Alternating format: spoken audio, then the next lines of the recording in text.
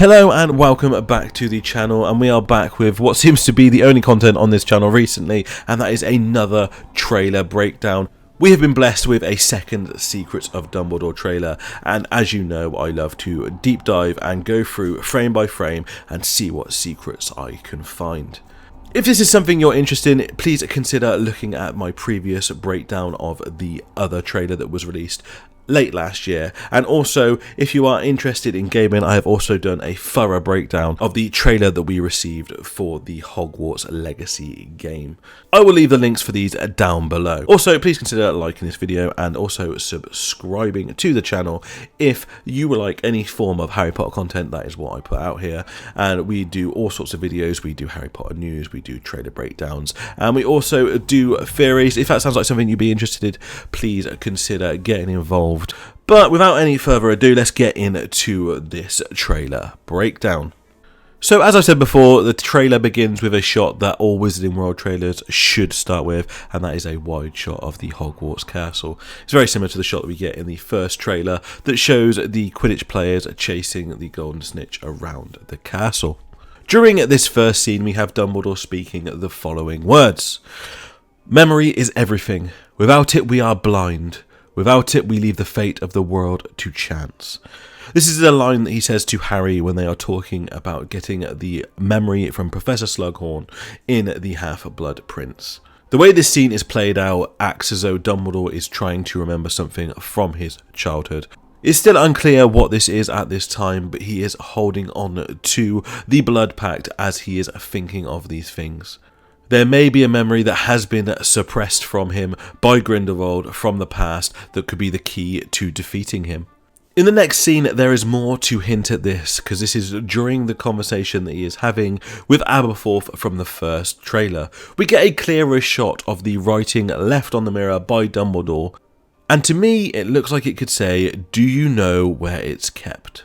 This again could hint towards the fact that Dumbledore may have had his memory modified or removed by Grindelwald earlier in his life to something important that could help him stop him now. My theory is that it could be linked to the memory of the duel that he, Aberforth, and Grindelwald had that ended up in the result of Ariana dying.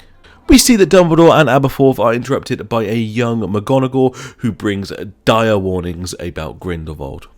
We then cut to a few shots of Nurmengard Castle and Grindelwald inside it. Again, we get to see a scene with Credence stood on a balcony with the phoenix that was presented to him at the end of the last movie appearing to him again. These are all very similar scenes to what we saw in the first trailer. After that, we are then re-shown the shot of Newt climbing the stairs to the top of the temple. This time, there is clearly people visible at the bottom of the steps. There is also a large crowd of people towards the top. As this scene progresses, we can see Grindelwald making a speech which includes his declaration that they are to go to war against the Muggles. This scene gives me very similar vibes to that of the Quidditch World Cup, as you can see him on banners similar to Victor Crumb, and I would imagine that his voice is going to be magically magnified, the same as Cornelius Fudge. Grindelwald's supporters then fire his symbol into the air in a very Voldemort-style fashion. If you look at the symbol, you can see two G's for Gellert Grindelwald, one forwards and one backwards, and this is framing the symbol of the Deathly Hallows. I think this symbol is absolute perfection. We then cut to the shot from the first trailer where he is removing a memory from Yusuf. I believe this is hinting potentially to the fact that he may have done something similar to Dumbledore in the past, which is what Dumbledore is currently searching for. It is also possible that he plants a memory in Yusuf's mind. This could be the case because later on we do see Yusuf with Grindelwald's supporters and appearing to help him. And finally, as part of this scene, another clip from the original trailer, we see Dumbledore using his shield charm to block the Obscurus Credence from attacking him. In the next scene, we see Jacob approached by Eulalie Hicks, and she is trying to get him to come and help out Dumbledore. It's a very interesting scene because it's the first time that we see Jacob not interested in being part of the magical world. He says that he wants out, and I would imagine that this is after the heartbreak of the last film where Queenie leaves him to join Grindelwald. This all seems to take place outside of a bakery, which I would imagine it would be Jacob's bakery, which he now runs in New York. Jacob locks himself inside the bakery and Eulalie instantly apparates in behind him. I believe this scene is directly before the scene that we see next, inside the train, very similar to what we see in the first trailer. The reason why I believe this is if you look at what clothes they are both wearing in this scene, they seem to be wearing very similar clothes in the next one, and Jacob is even carrying his same frying pan that he has in the scene at his bakery. Jacob is then once again given his wand, however they have unfortunately removed the ta-da from Pickett that was in the first trailer. We then go back to what I believe is Germany in their Ministry of Magic. It would appear that Newt is trying to follow some of Grindelwald's supporters into the Ministry of Magic, however they shut a way in front of him and he cannot seem to get through. We then have a couple of contrasting shots of Grindelwald and his followers. Note Yusuf is here, and also Newt's team again on the train. You can see that Jacob is trying once again some giggle water. The editing of the next shot is very interesting. We hear the character of Bunty saying, "Nobody can know everything, not even you." And as she says this, it cuts to Dumbledore several times. However, it does appear like she's speaking to Newt at this time. It'd be interesting to know what Newt is trying to know at this point, whether it is going to be something to do with Grindelwald, potentially something to do with his brother, or even something to do with the lack of Tina in this movie. However, it could be a complete misdirection and she could actually be speaking to Dumbledore at some point within this film and telling him the same thing. We know that throughout the Harry Potter series, Dumbledore seems to believe that he knows most things that are going on, and that is one of his sources of power, is the sheer amount of intelligence that he does have about the other side. Maybe because he doesn't know one specific information that has been taken from him, he feels like he cannot see the bigger picture, which would then propel this character in the future to want to know everything that is going on around him. We then have a few shots of Grindelwald at some rallies where he is being swamped by supporters. We also see one of his vehicles which has got the Grindelwald logo on the front of it. We then have a very strangely edited scene again, and this is a conversation between what appears to be Grindelwald and Dumbledore. However, looking at this scene, I do not know how this is going to be taking place, or if it is even taking place in the present time. Dumbledore says to Grindelwald that what he is doing is madness, and Grindelwald's reply is, "With or without you, I will burn down their world." We are then given a shot of the cafe that they are sat in, having this conversation, bursting into flames with Dumbledore sat in it. It would appear that this is an illusion because Dumbledore makes no sudden movements as though he has suddenly caught fire, and also Grindelwald is suddenly not in the room. I do not know if this is being conversed over a long distance by some sort of magical method, or if this is a memory that Dumbledore is having, or part of the memory that Dumbledore seems to have forgotten.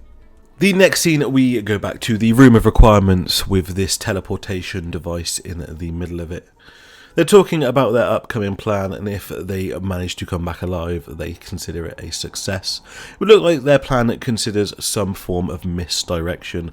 All of the characters will be carrying identical briefcases, which I would imagine would contain some sort of magical artifact that either Grindelwald wants, or potentially something that is going to be used as a weapon to bring him down. And they are carrying multiple versions of this to be able to conceal the location of the specific correct artifact that they are going to be using within this battle. In the next shot, Dumbledore approaches Credence with his wand raised.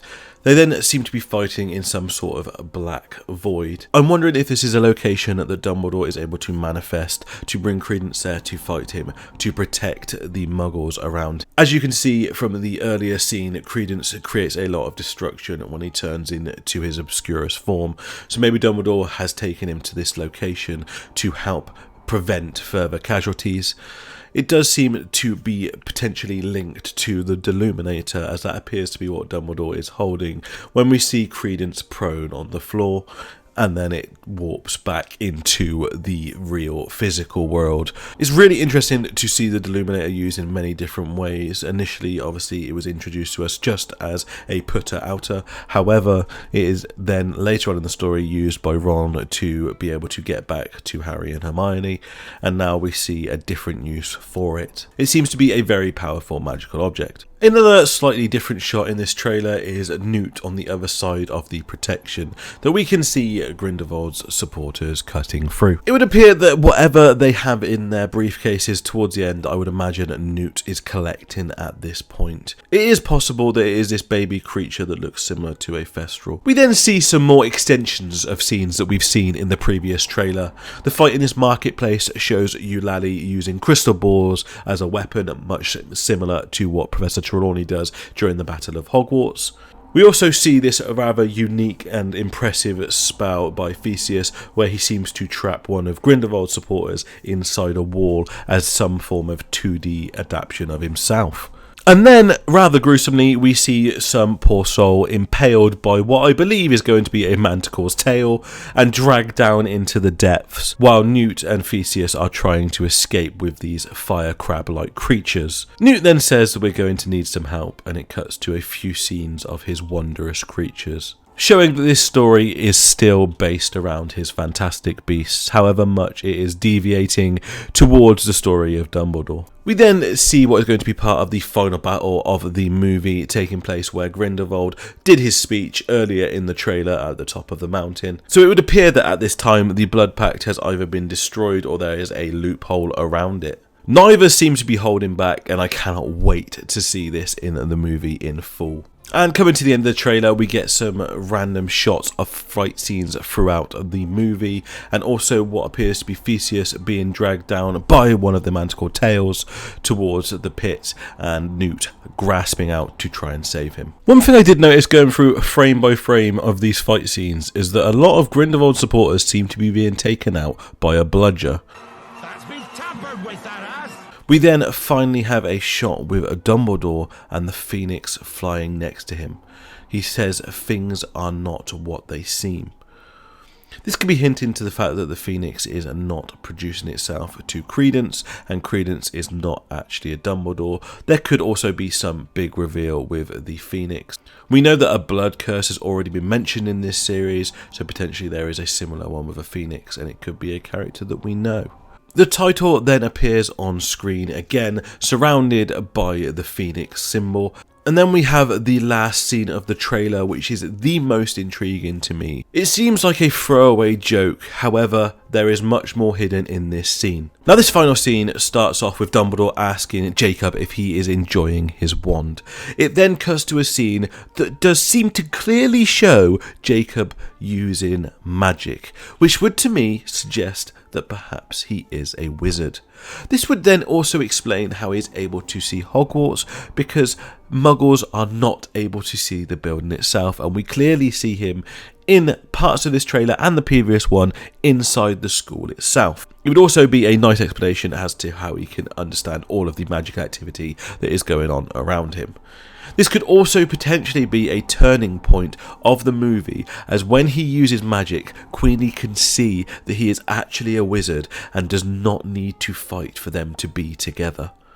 This scene continues to get more and more intriguing, as afterwards there is a throwaway joke line by Jacob to Dumbledore, which just appears to be a joke and nothing more, where he says, "Can I keep this?" pointing to his wand, and Dumbledore laughs. However, I am much more intrigued by what is going on around them. If you see behind them, they are sat at the top of the temple stairs, and there is several characters in this scene. You can see Newt, Yusuf and Eulalie on the steps behind Dumbledore to his left, and there is also a character seated between Dumbledore and Jacob. This to me looks like the back of Tina's head. However, I cannot be sure on this at this time. There is also several spaces randomly positioned which could be for missing characters that have been cut from the trailer. I have a couple of theories about who could potentially be here. As stated prior to this, Queenie could potentially change sides when she realised that Jacob can do magic. And I believe next to what possibly is Tina in the middle could be Queenie who she is talking to. It also appears when this character in green sits down, she is talking to somebody on the right, because she turns away from the main group and it is a weird gesture to do. Now the question then begs as to where is Tina throughout the rest of this movie? And I think potentially, like characters have done much so in the books and movies in the past, she is hiding in plain sight using the Polyjuice potion. It is highly possible that Tina, risking her own life to protect her sister and to protect Newt, has gone undercover within Grindelwald's forces. I believe she may have even defeated Rosier that we see throughout this trailer and is taking her form via Polyjuice potion to be alongside Grindelwald and pass secrets to Dumbledore, and also to be there to look after Queenie if she should need it. It would also then add an extra layer to the scenes that we see earlier on where Newt is being chased by Rosier and is actually not going to be killed because she is there to prevent that from happening. It would be an amazing twist to see. We have seen it done in the past by most of the dark forces, but it would be good to see Dumbledore learning from them and adapting to them and using their own tricks against them. It would also explain the very much lack of Tina that we have seen throughout this movie, and I've looked in the trailers for other possibilities of her location being removed for whatever reason. However, I cannot see any evidence that she has been removed with characters either looking at her or talking to her when she has been taken from the trailer.